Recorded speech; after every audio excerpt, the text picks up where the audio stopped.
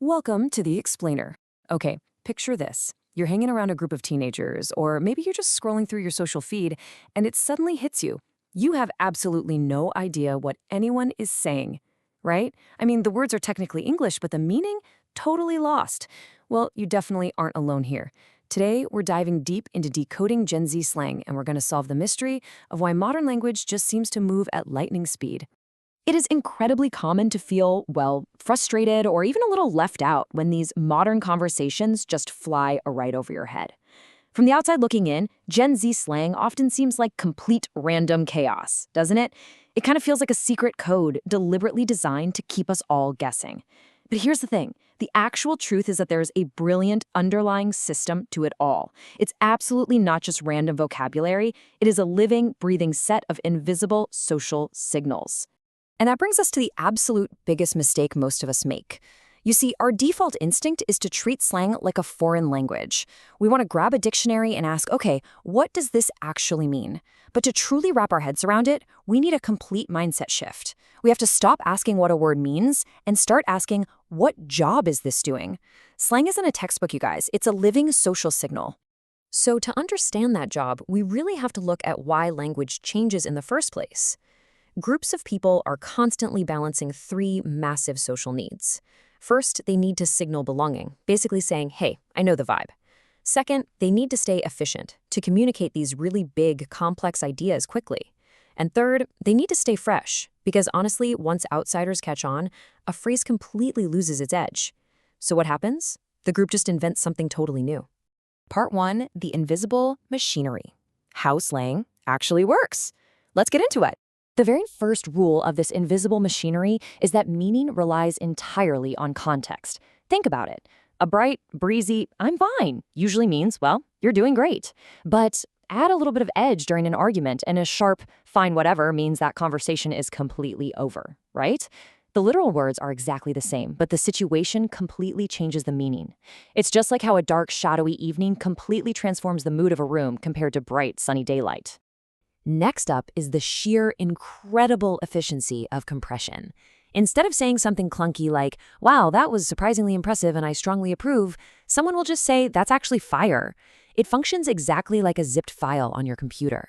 It literally packs massive social and emotional meaning into a tiny bite-sized phrase. You get the picture instantly, but of course, that only works if you actually know how to unzip it.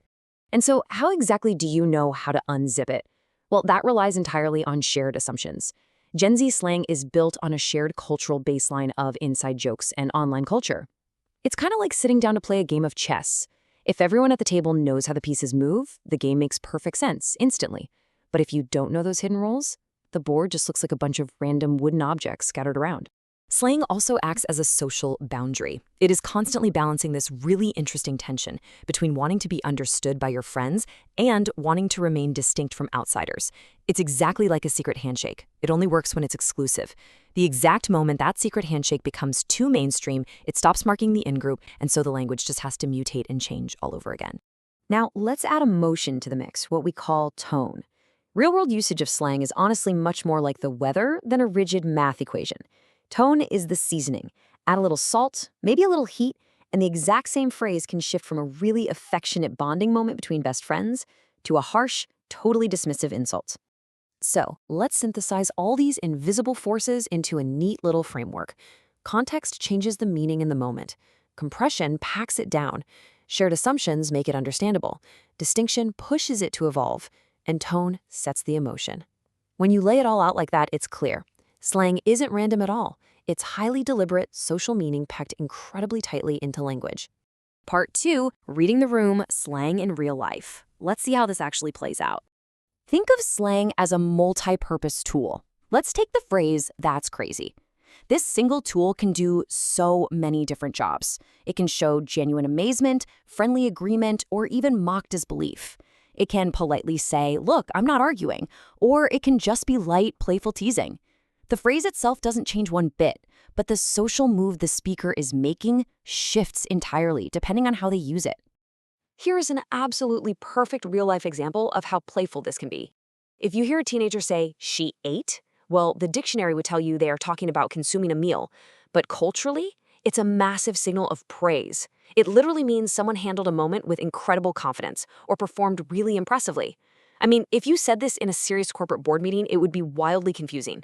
But right after a friend drops a great karaoke performance, it lands absolutely perfectly. So how do you actually read these clues in the moment? Just follow 3 simple steps. Step 1. Look at the relationship. Who is talking? Because a phrase shared between siblings is very, very different than one coming from a stranger. Step 2. Listen to the tone. How is it said? Is it deadpan? Are they laughing? And step 3, observe the situation. Where is this actually happening? Remember, slang is a lot like clothing. The exact same outfit that looks absolutely perfect at the park is going to look completely out of place at a formal wedding. The words don't change, but the setting absolutely does. It really all comes down to a super simple mental equation. Word plus tone plus relationship plus context equals meaning.